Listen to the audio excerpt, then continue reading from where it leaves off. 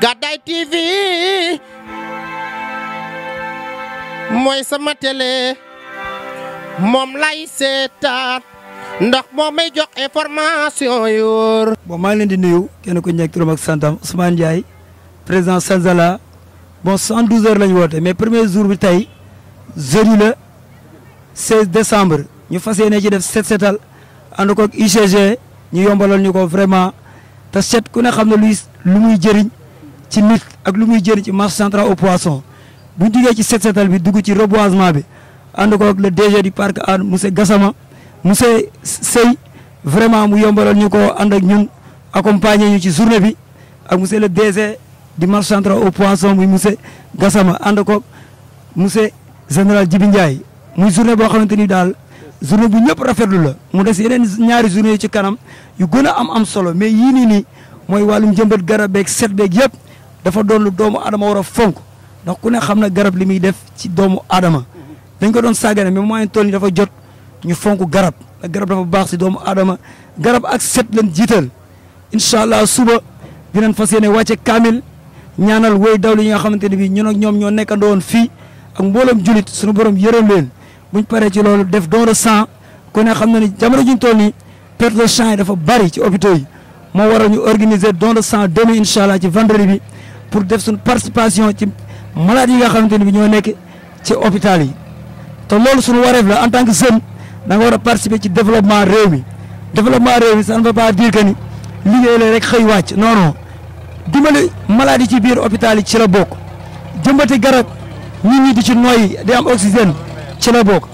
di gérer hygiène bi ci la bokk set ci la bokk looloo tax Sanzala vision Mareyeur organiser lu mel ni ànd ko ak ay kilifa yu am solo donc bon tey contentement rek effectif Sanzala bépp ngi teew ànd ko vraiment général Djibi Ndiaye mu taxawuñu lool ànd ko monsieur Gassama mu taxawuñu lool Sanzala vision Mareyeur xamoon ko ci caaxaan liggéey la ñu xam xëy dóor waar wàcc soo déggee tur bi nag le mot de Sanzala définition ak ni gars yi di doxe bokkut gars yi ni ñuy doxee mooy waxtu julli jot ñu julli yi xëy dóor waar jot ñu dóori waar jëluñu alalu jàmbur jëluñu alalu kenn vraiment ñun ñu ngi taalal ñëpp loxo pour ànd ak ñoom liggéey muy Saalum muy Bawol muy Kajoor muy Njàmbur bawuñu kenn daal sans exception ñu ngi woo ñëpp ci lii nii ñun ñoo ko bokk ñun ñoo ko moom.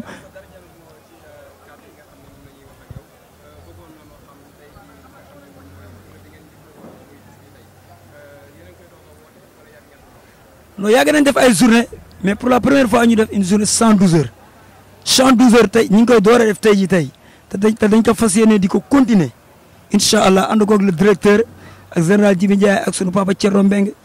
ak Adja Awa Diall Faturé bàyyiwuñu kenn daal bàyyiwuñu kenn kilifa yi ci marché bi yëpp ñu ngi leen di woo di leen xamal ni carrément lii luñ bokk la ànd koog président Moussa président des délégués ak tous les délégués du marché central au poisson ndax union fait la force. marché buñ booloowee rek nekk benn rek lépp lu directeur xeex ñu jàppale ko ci rek incha allah léppay baax mais buñ divisionné woo ñi jaar ñi rek dara du sotti ñu ngi woo ñëpp tàllalante loxo yi def benn bloc muy benn say ñu liggéey marché central au poisson ba mu nekk marché bi gën a mucc ayib en Afrique ñun loolu lañ bëgg ñun waa Sanzala te dinañ ci jàppale directeur incha allah duñ ko seetaan benn yoon.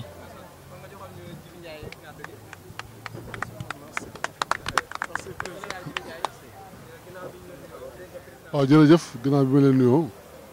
rafetlu liggéey bu mag bi ngeen def nuyu directeur général ci taxawaayam bi mu def nii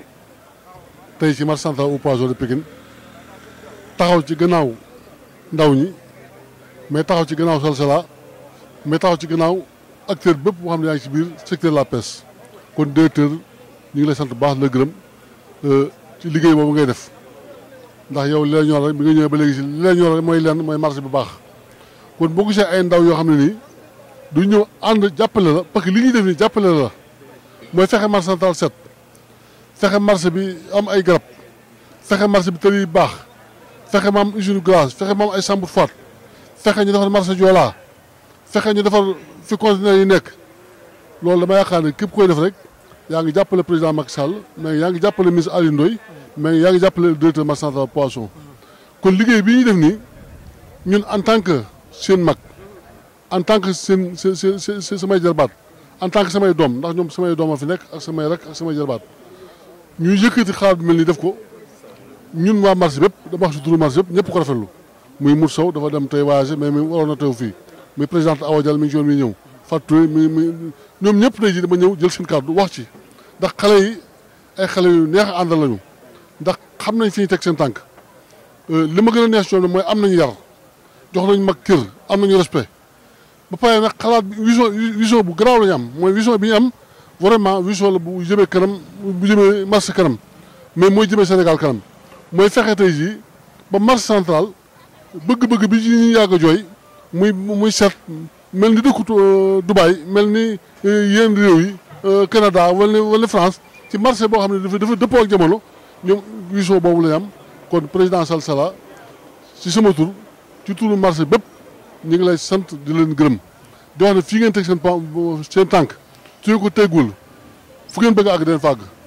yoonu ndaw nag du gaaw ndànk-ndànk rek mais gis naa ne bu leen directeur accompagné ñun mag ñi ñu boole suñu xalaat ak seen xalaat bu ko fee fan bëgg a àgg dañ fa àgg waaw 72 li ma leen yokk rek mooy ñu gën a waxtaan ak jeunes yëpp parce que li ñuy def ni kuy jeune ci marché bi war nga mën a ñëw bokk ci liggéey bi parce que xalaat bi dafa rafet te xalaat bi xalaatu noobal la parce que lii moom rek moo mën a suqali réew parce que garab feebar kaay leen ñu jël don de sang faj leen faj doomu aadama yi wàcce kaamilu alxuraan dama yaakaar ne ñett yooyu képp kuy wut lu baax rek boo ko déggee waroo xaar sax ñu lay woo da ngaa war a bàyyi li nga doon def ñëw kon moo tax ma ne xalaat bi daañu ko yokk te incha allahu deuxième édition bi dañ ci gën a def ay réunion ak DG dégg ñu yokk ko fu ñu acteur ne ñu xam ne ay camions yi am ñëw ci marché bi ñëpp dugal seen loxo ba mu nekk 70 jours boo xam ni day nekk fête ci marché central poisson ndax yaakaar naa bëkk dem rek DG lancé na appel mel nii war na ne marché central dafa war a set def setal ñu ñëpp ñëwoon tey ñoom bu ñëwaatee génnewaat yokk ko dañu ko yokk li dese dañu ko yokk wàññiwuñ ko parce que ni ñu ko yokkee mooy tey indi nañu ay garab pour jëmbat li ñu ko yokkee mooy ñëw nañu bu bëgg faj doomu aadama yi feebaral li ko yokkee mooy ñu ngi wàcc alxuraan bi xam ne mooy moom la ñu am mooy suñu diine kon ñoom dañoo yokk li xam ne tey moom mooy xaatu président de la République yokk li xaatu ministre bi yokk li xaatu DC yokk suñu xaat ñun ndax ñun lu ñuy intéressé marché central poisson dama ko chaque jour mooy fexe doomu aadama yi ànd bokk ndey bokk bàyyi loolu gis nañ ne léegi am na parce que xale yi comprendre nañ ñun xam ne ñun ñoo bokk bëgg-bëgg léegi lépp lu xale yi def dañuy woo ñëw bureau ba ñu waxtaan ci parce que xam nañ ne ñun benn idée la ñu mës a am depuis ñu am 19 ans dugg ci secteur de la presse benn idée la ñu am mooy nit ñi ànd nit ñi wër nit ñi liggéey nit ñi joxante loxo nit ñi bokk ndey bokk bàyyi parce que leen lu ñu mën def rek day tardement parce que bu mag jaaree fee góor yi jaar fii vraiment loolu amul njëriñ état Sénégal amul njëriñ directeur bi loolu sax day jaxase directeur bi du mën liggéey mais ni ñu def nii vraiment man dama ko rafetlu ndax ñun dañuy dem mais ñoom ñooy ñëw mais ñoom bu nu nangul topp bu ëllëgee du maa toppee te ñun ku ne nag ñaan nga yàlla booy dem am ay ndaw yu set loxo yu ma doon mais man ñoom bi may commencé liggéey ñoom vraiment gis naa ne ñoom ay ndaw yu set loxo lañu ay ndaw yu am tegg lañu ay ndaw yu am respect lañu te loolu dañ ko soxla ci ndaw moo tax ñu leen di féliciter journée bi nekk na journée bu am solo di ñaan yàlla def ci jàmm jërëjëf. maa ngi lay remercier bu baax di remercier Senzala ci initiative bi mu nekk initiative bu rafet mu nekk initiative bu citoyenne vraiment ñu ngi leen di gërëm bu baax ci taxawaay bi ci action yi ngeen di mener pour marché bi set pour reboiser le marché central aux poissons da ngeen ñu fekk si parce que ci bés yi passé am na benn concept bu ñu développé woon muy un marché central aux poissons zéro ordure zéro déchet da ngeen ci fekk si le président Macky Sall parce que Macky Sall le président Macky Sall son excellence daf ko woote woon le concept zéro ordure zéro déchet barki dem rek amoon na benn opération comme opération bi ngeen di def moom ci boppam mu wàcc sur le terrain def ko ñu leen ci remercier bu baax di remercier général ci nu mu àndee ak xale yi ngeen nekk xale yoo xam ne ñu am fulla la ñu am fayda jàpp seen liggéey pour le développement du marché central poisson et pour le développement de l'économie sénégalaise. Nous féliciter la direction des eaux et forêts qui appuie BUNIDEF en nous dotant de plantes pour reboiser le marché central aux poissons. Féliciter UCG aussi si c'est un appui pour notamment la propreté du marché central aux poissons. Di leen ñaax nag ngeen continuer li ngeen di def parce que c'est des actions citoyennes yoo xam ne bon on appelle tous les mareyeurs du Sénégal vraiment à épouser ce modèle. Loolu la amoon lu ma ci doon wax di leen encourager di leen vraiment féliciter sur 72 heures yi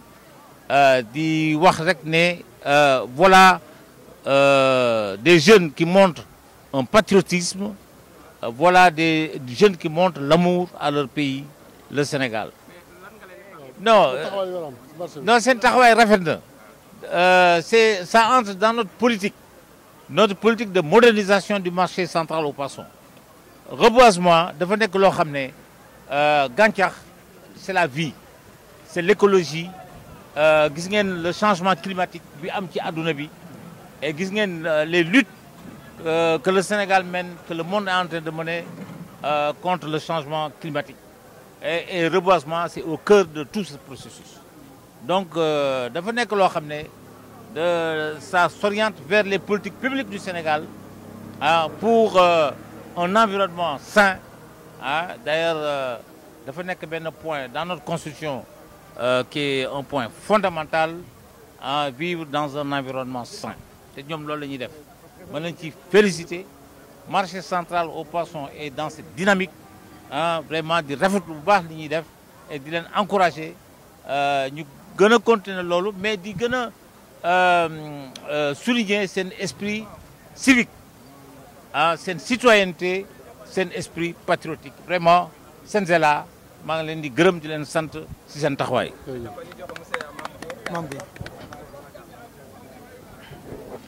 Asalaamaaleykum wa rahmatullah ñu leen di sant bu baax di leen gërëm bon vraiment après tous ces mots dañuy am problème bu baax pour di ci rajouter leneen parce que également comme ni ko général waxee bon passant par monsieur le directeur vraiment souligner ay points yu essentiels bon du ñu def nag loolu rek di remercier initiative bi ak taxawaay bi mais nag avant d'aller plus loin dañuy tamit remercier suñu kilifa yi nga xam ne ñoo ñu fi yabal muy en l'occurrence le commandant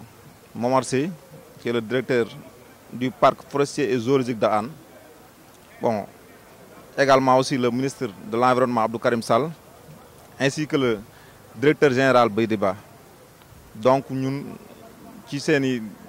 ndigal lañ fi ñëwee bon mënuñu nag di avancer ci yenn points yi tant que gërëmuñ leen jaajëfuñu leen ba pare quoi mais nag li waa Senzala vision mareyeur organisé nii ñun dañ ciy sawar lool ndax qui connaît le credo des eaux et forêts bon plus précisément ñi nga xam ne moo ñu coiffé muy le ministère de l'environnement vraiment reboisement dafa nekk point essentiel boo xamante ni daanaka ñun ci loolu rek la ñuy dox donc motivation la ak engagement ak volonté bu mat sëkk lañ ñëwee di def collaboration ak waa Senzala vision mareyeur bon d'ailleurs suñu kilifa muy commandant Momar Sy mi ngi doon wax tamit vraiment ñu remercier directeur bi de passage par son nom parce que vraiment depuis un peu de temps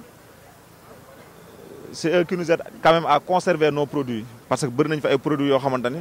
fii lañ koy dencale ci wàllu congélation loolu bon c'était benn parenthèse boo xamante ni vraiment dañ ñu ko yabal pour ñu wax leen ko di leen remercier ci initiative boobu mais nag lii dama jàpp ni benn modèle benn exemple la boo xamante ni bépp structure wala bépp organisation bu fi nekk ci biir marché bi et en dehors du marché war nañ jël référence ci waa vision mareyeur Senzala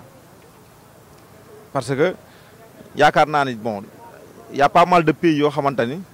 actuellement des pays africains yoo xamante ni presque c'est comme des pays européens te li leen ko may rek mooy respecter environnement.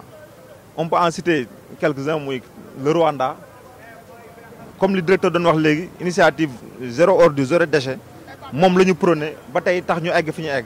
te loolu lépp ci base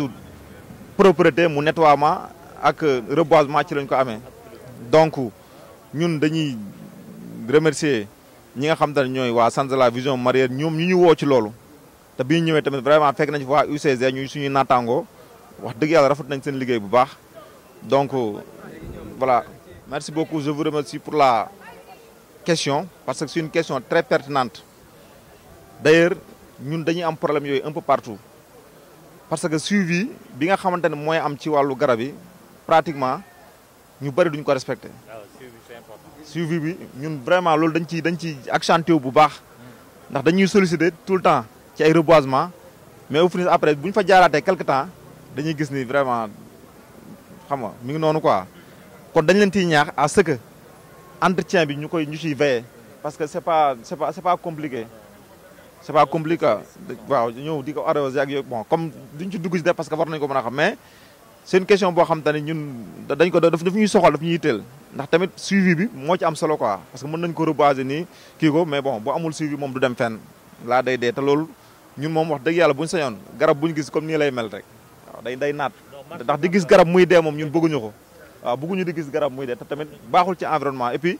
avancée écologique yi comme ni ko directeur doon waxee sànq ñun dañ ci war a veiller parce que boo xoolee daanaka suñu littoral bi mi ngi noonu kon donc reboisement yi ñuy def mooy mën a freiner yenn kii yëpp kon loolu da ciy baax dafa am solo maanaam jëmbatuñu garab pour bëgg a jëmbat déedéet dafa am lu bëri lu muy joué ci vie doomu aadama bi waaw ndax garab moom mooy lépp waaw bon comme ni ñu koy waxee rek dañuy j'espère que édition bi bon du fi yam bon c'est une première mu nekk 72 heures de Sanzala dañuy ñaan yàlla rek xam nga ñu koy def ay ati at bon wax dëgg yàlla directeur ak général ñoom ñëpp seen taxawaay ñoom it rafet na ndax wax dëgg yàlla lii peut-être des fois dañuy manqué ci suñu autorités yi parce que di nga gis ay jeunes yu engagé ay jeunes yu am volonté pour def dara mais léeg-léeg dañuy manqué ay autorités wala yenn mag yoo xam ne dañ leen di conseiller di leen accompagner ci loolu